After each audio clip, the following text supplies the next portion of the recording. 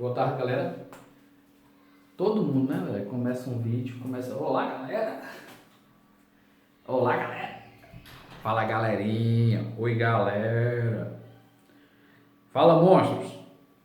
Monstros loucos! E aí, tudo bem? Tudo na paz? Tudo com saúde? Tudo tranquilo? Perfeito, é isso que eu gosto. Tranquilamente, vamos lá, vamos começar um assunto muito importante. Muito importante. Muito importante. Tem aluno que liga: César, eu estou desesperado com a competência 4. E eu entendo. Tem aluno: César, a competência 4 porque eu estou perdendo tantos pontos. Eu entendo. Eu entendo tudo isso. É normal. Por que é normal? Porque todo mundo quer se preocupar com a competência 1. Todo mundo quer se preocupar com a competência 5. Todo mundo quer se preocupar com a competência 3. E a bichinha da competência 4, a gente não quer estudar. Na realidade, não é nem que a gente não queira estudar. É porque, às vezes, a gente não tem nem a fonte. A gente não tem nem a fonte de estudo. Em que momento, por onde é que eu começo a estudar a competência 4? Me explique aí, me explique. Por onde é que você vai começar a estudar a competência 4? Qual é o livro que você tem? Competência 1 você tem. Competência 1 você tem lá, tudo de gramática. Você pega o livro. Competência 3, você está aí assistindo a aula de filosofia. Está estudando sociologia, história, arte. Você tem a fonte. Agora, qual é a fonte da competência 4?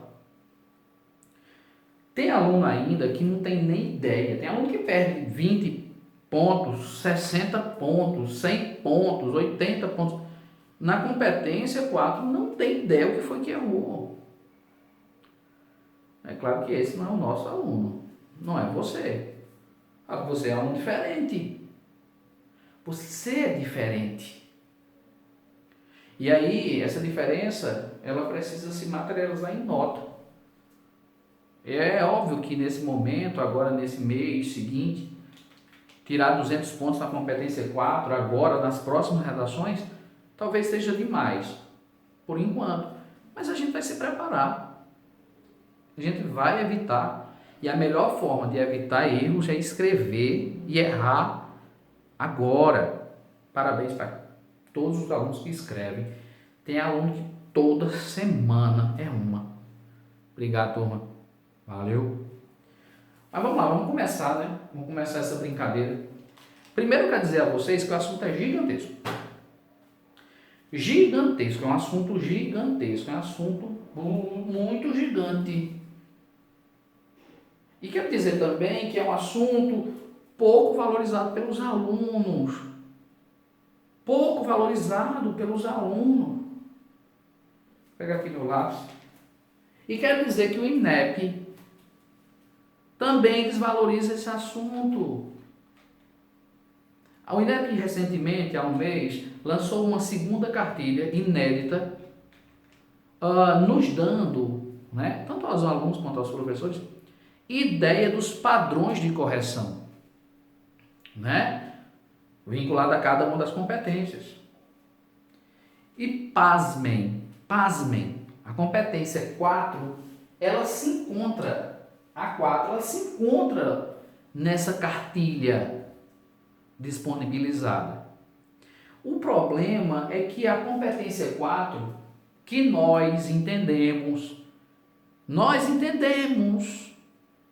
que a competência 4 representa todo o processo de articulação do texto, desde a introdução até a conclusão. Articulação, eu gosto de usar palavras bonitas na correção: concatenar, alinhavar, costurar, conectar. Mas o texto, cara, que você vai escrever, todo o texto, ele precisa de articulação. Seja dentro do parágrafo, seja entre os parágrafos. Precisa de articulação. Ó meu braço, ó meu mão, articula. Ó, articulação, articula, tu. Articulação, meu irmão. Você precisa articular seu texto. Essa articulação representa 50% do teu texto, da competência 4, porque representa a tua coesão. Aí qual é o problema do INEP? O INEP passou 67 páginas, explicando a coesão. O problema é que a bichinha, aqui no sertão, a coitadinha, a bichinha da coerência,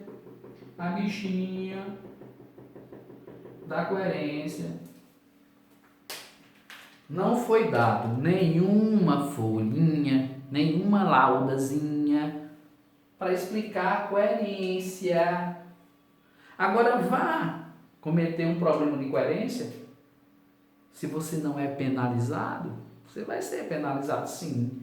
Então eu achei muito injusto. Eu achei injusto essa marginalização na carteira. Achei sim. Porque 50% da nota da competência é oriunda da minha coerência. Coerência é sentido, coesão é articulação.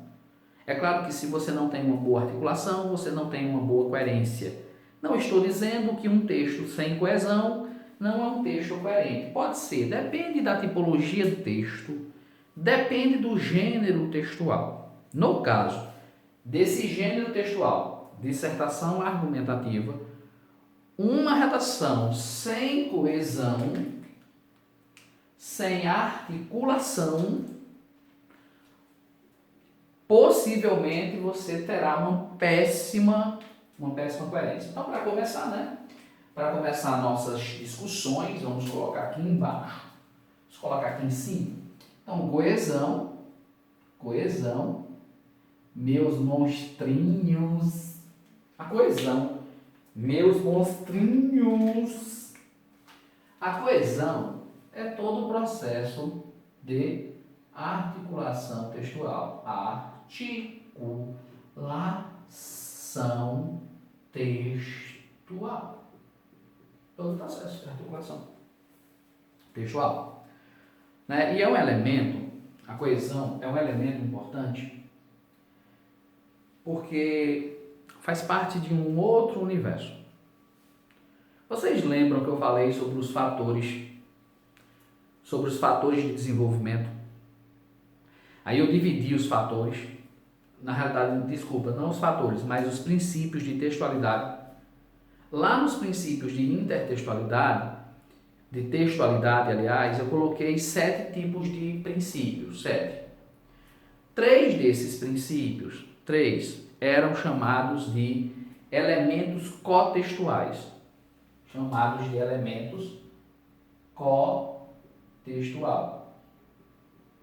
Cotextual.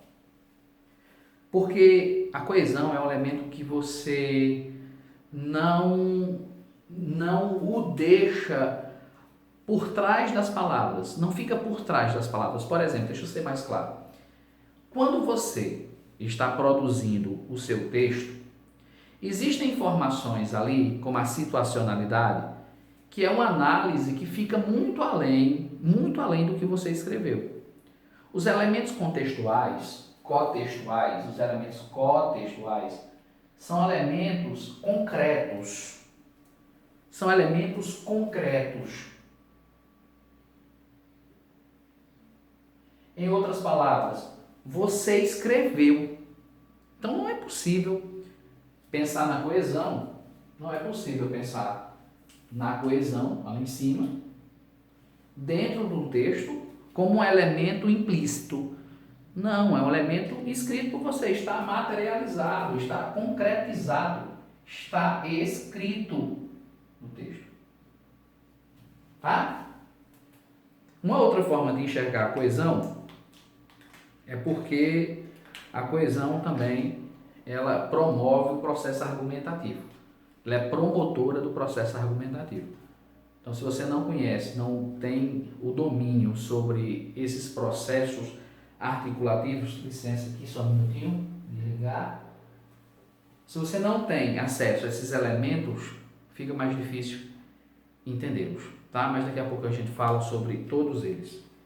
Vamos começar aqui. Aí eu fiz o seguinte, ó, turma, para facilitar a nossa vida.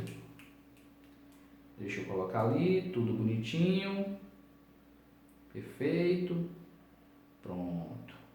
Só um minutinho, tá? Pronto. Aqui. Perfeito. Então veja o que foi que eu fiz. Muito importante vocês saberem disso. Dá uma olhadinha aqui na divisão, ó, o sinal de divisão, dois tipos de coesão. Né? É claro que isso é apenas uma das divisões, existem outras, na próxima aula eu explico com mais calma. Mas aqui veja, de forma genérica, você tem um tipo de coesão chamado intraparágrafo, tá? E um outro tipo de coesão chamado interparágrafo, ok? Então, o parágrafo, ou melhor, a coesão chamado intraparágrafo, é um tipo de articulação que vai acontecer especificamente dentro do parágrafo, não é isso? Então, exemplo. Veja só. Quando você está construindo a sua introdução, você vem aqui, apresenta a sua alusão, se o modelo for por alusão, não é isso?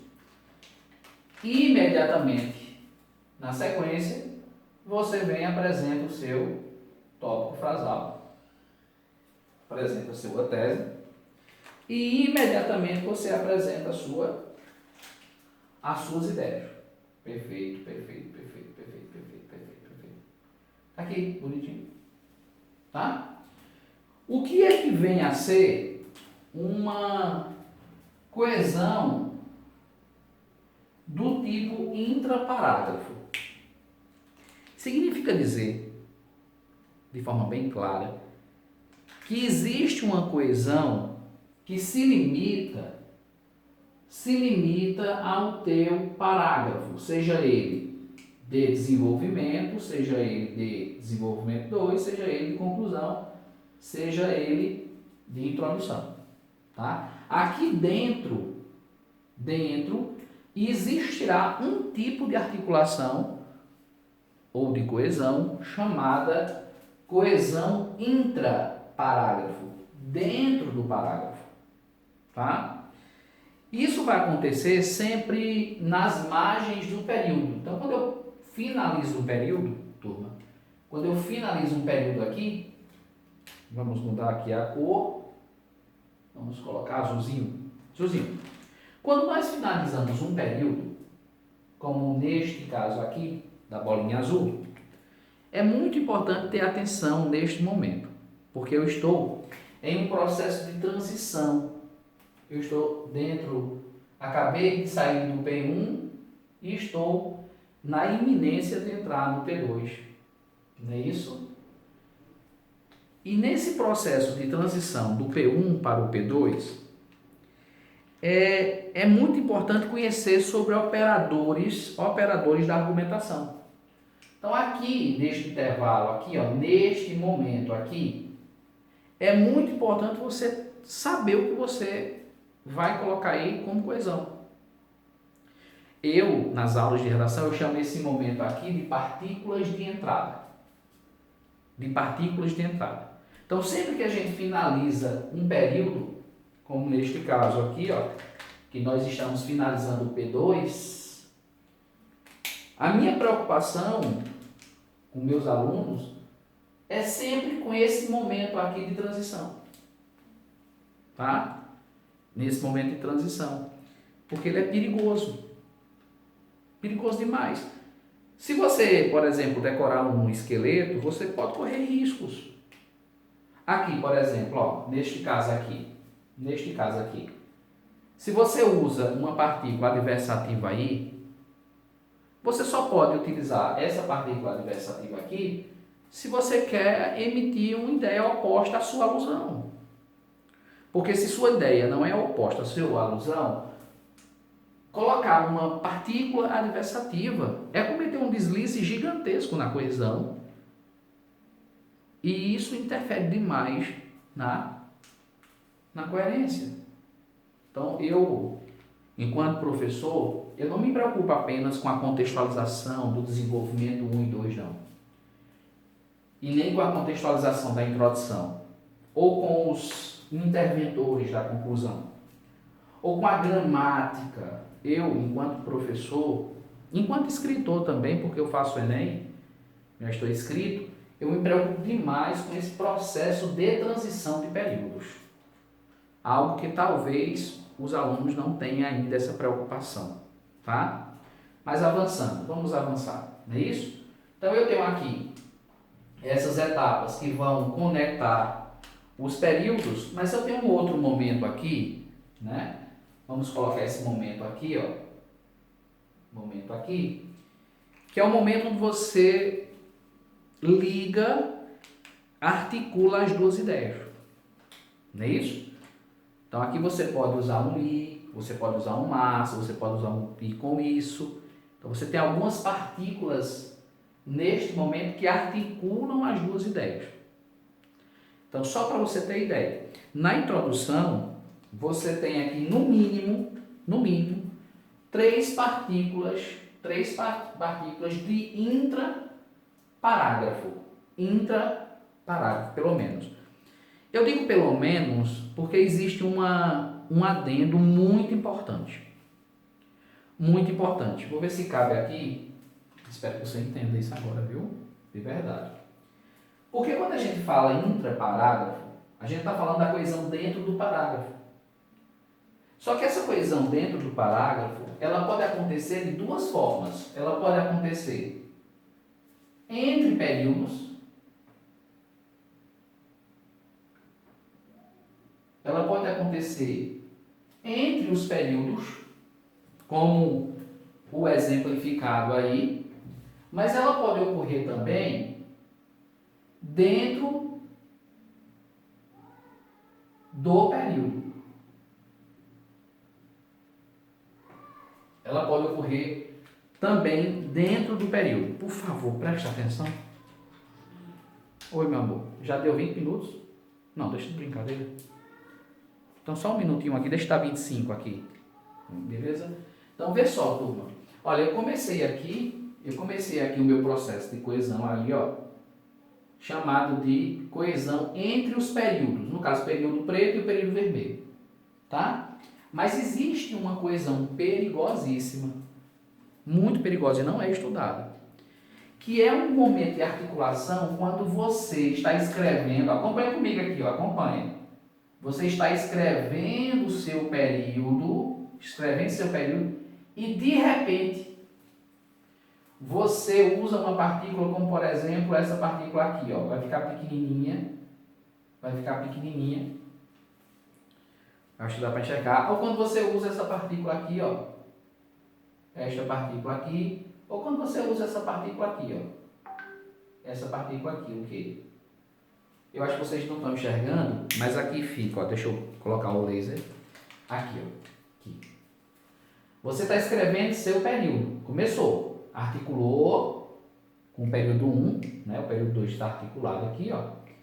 E aí você começou. Pipipipipi, pipopopopopó. E de repente você veio e ampliou o seu período um pouquinho e usou esse pronome relativo aqui, o qual. Muitos alunos erram demais esse tipo de conexão.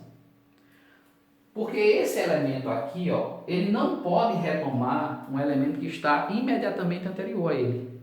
Não pode. E vocês usam como se fosse um quê? O qual ele substitui o quê? Sim, substitui. A nível morfológico, mas não a nível semântico. O sentido é diferente de usar qual e usar que. E é muito perigoso porque você pode cometer um erro, um deslize, na competência 4, coesão, nesse tipo de coesão intraparágrafo, nesse momento aqui de dentro do período. Tá bom? Então não esqueçam que dentro do período, existe uma articulação. Na próxima aula eu vou montar toda a estrutura, não é isso? Combinada. Mas vamos aqui, vamos avançar. Esse tipo de coesão aqui, intraparágrafo, é óbvio que vai existir aqui dentro também. Óbvio que vai existir aqui dentro. Então, quando a gente começa a construir o meu desenvolvimento, 8 linhas, não é isso? 1, 2, ponto. A síntese. Próxima linha, segundo período. Pá, pá, pá, ponto. Terceira linha, vamos azulzinho agora. Terceiro período.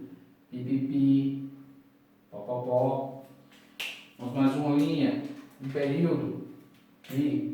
Pipipi, pó, pó, pó. Pronto.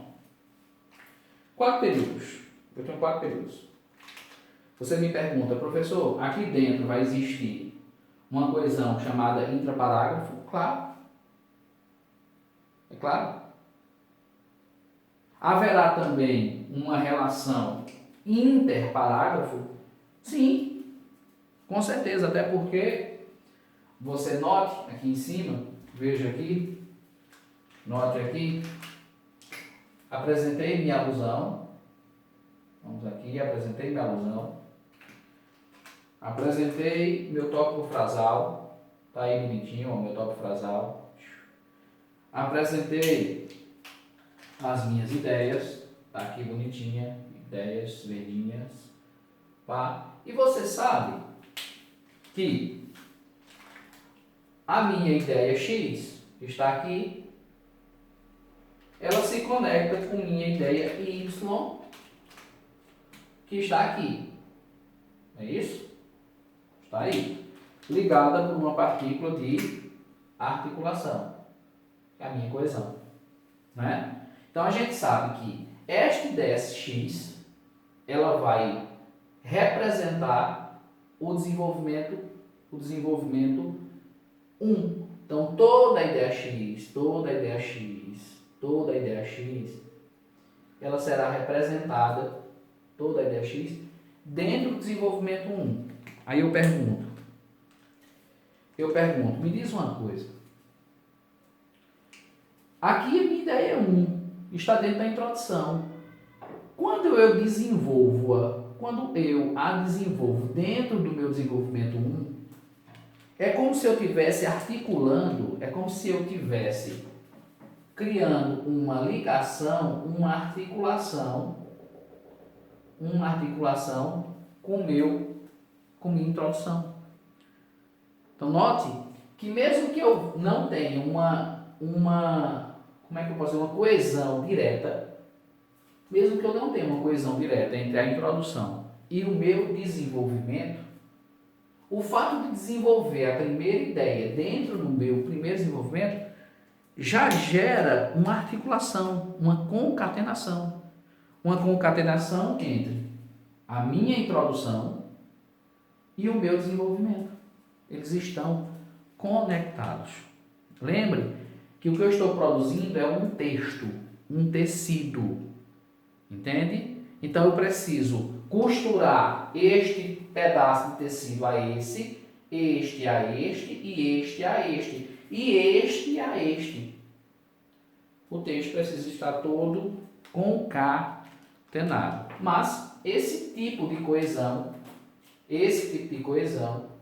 onde a ideia 2 será desenvolvida, o desenvolvimento 2, não é uma questão de bizu, é uma questão de competência 4. O texto precisa entregar esses tipos de coesão. Neste caso aqui, a coesão é uma coesão do tipo interparágrafo, fora ou entre os parágrafos. Perfeito? Por esse motivo que eu não gosto, não sou muito fã de você começar o seu desenvolvimento 1 ou criando um repertório sociocultural, ou fazendo aqui uma referência a toda introdução, com um pronome relativo, com um pronome anafórico. Depois eu explico isso com mais calma. Então veja, o que vocês estão vendo aqui é uma coesão externa, uma coesão entre parágrafo. Aí você me pergunta, professor, mas o parágrafo de desenvolvimento 1 e o parágrafo 2 estão costurados? Não. Mas você lembra que a partícula que fica aqui, que representa essa conexão, ó, a ver se vocês entendem isso. Essa conexão aqui, ó, lembra? Lembra disso? Que quando a gente usa o i, nós usamos ademais. Quando usamos o mas, usamos o porém. O barulho não está em casa. Usamos o porém aqui. Então, quando a gente vem, usa o mas e usa o porém aqui, o que é que eu estou fazendo? Eu estou conectando, estou encadeando esses dois parágrafos, porque esses dois representam essas duas ideias. Se essas duas ideias são aditivas, ademais. Se essas duas ideias são adversativas, porém, todavia. Então, fazendo isso, eu conecto esses dois momentos. Tá? Isso é chamado de coesão externa, ou uma coesão do tipo interparágrafo. Tá bom? Mas voltando aqui, para a coesão intra. É importante uma partícula ter entrado aqui, para começar seu texto? De suma importância. É importante você ter um processo de coesão aqui, de transição. Eu vou desligar agora, isso aqui vai ficar o primeiro vídeo, o primeiro bloco, e eu venho daqui a pouco para esse aqui, para a gente retomar. Beleza? Valeu, tchau. Desliga agora. Tchau!